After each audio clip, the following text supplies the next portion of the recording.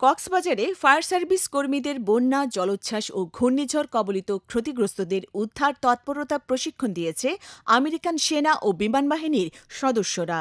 গত ১৮ মে এই প্রশিক্ষণ শুরু হয়, শেষ হয় বুধবার ২১ মে।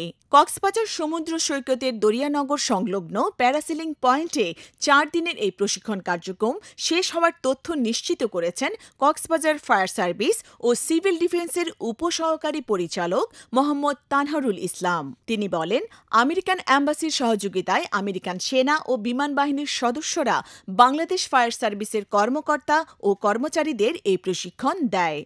বুধবার প্রশিক্ষণ প্রাপ্তদের মধ্যে সনদ বিতরণ করেন প্রশিক্ষকরা।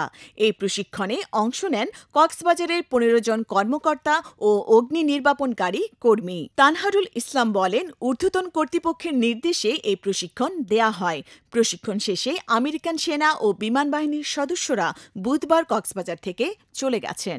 ইউএস অ্যাম্বাসি এর অ্যারেঞ্জমেন্টে সেখানে ইউএস আর্মি এবং এয়ারফোর্স ছিল, তারা আমাদেরকে সুইফট ওয়াটার ট্রেনিং, এটা ৪ দিন ব্যাপী, ১৮ থেকে ২১ তারিখ পর্যন্ত তারা বিভিন্ন ধরনের কৌশল আমাদেরকে শিখিয়েছে।